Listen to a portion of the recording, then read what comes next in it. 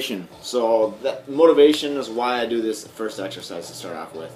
I love lifting heavy weights, and rack deadlifts is about as heavy as an exercise as you can do. So I do that to get my adrenaline going, to get my nervous system kind of revved up and fired up and really working.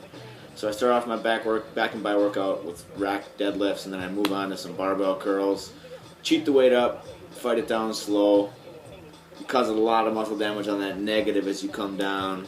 Especially for biceps, I really think focusing on the negative is just completely important. So start off with some heavy barbell curls, and I slowly work my way down. I wouldn't say it was a drop set, more like just a descending set. So I'll do 135, 95, and then 65 with just as much rest as it takes to take the weight off and switch it out without really rushing too much.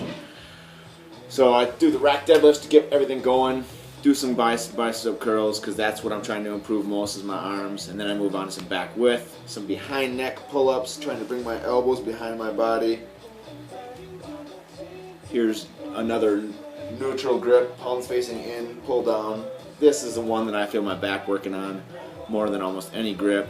So experiment with different grips. You'll see a lot of different grips I do with pull-ups here, and I pretty much took less than 30 seconds rest in between these sets here, and I do whatever I can to feel my back work the most. I can go all the way up, but I don't feel my back working nearly as much as if I only go halfway up.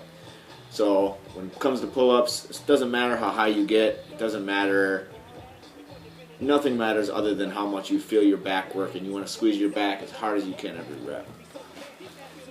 Here's some underhand grip rows. To me, this is for lower lat thickness. When you're doing a rear double bi, where your lower back meets your lower lats.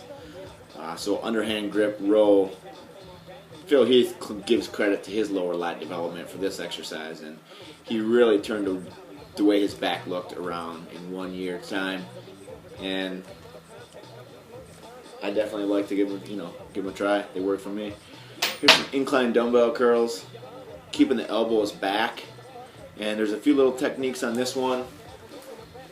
You'll see once I reach failure, I bring one arm up, keep my elbow back, slowly fight it down until I can't hold it anymore, and then I bring my elbow forward and then fight it down even slower.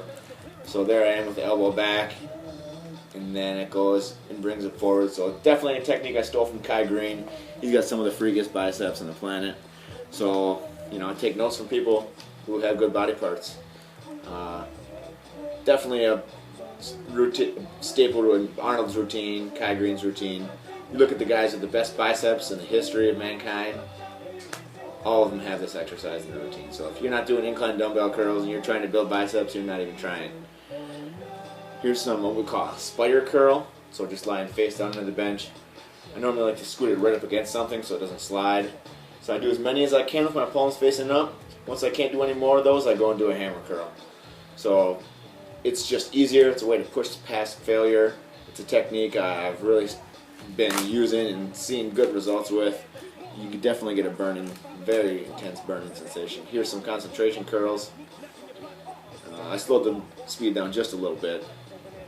And Arnold said that no exercise is more beneficial for the peak in the bicep other than the concentration curl. He said it's absolutely the best. And then once again I switched to a hammer curl, palm facing in, and I'm just trying to squeeze my bicep. My forearm is working, but I'm trying not to even focus on that.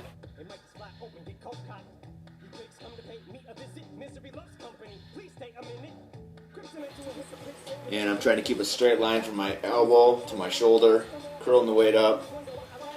A lot of people when they do this, you'll see the elbow wants to come up like this, not really isolating that muscle the way you want to there. But definitely a great exercise for bodybuilders. If you're talking about specificity, there's nothing more specific to a front double bicep than that. Here's some standing dumbbell curls from the side. Do as many as I can with my palms up, and then I go to the hammer curl. And I'm just showing you guys a few reps of each one. So definitely, if you're looking for a different workout, give this one a try. It's got some heavy movements, some isolation movements, a little bit of everything. So let me know what you think.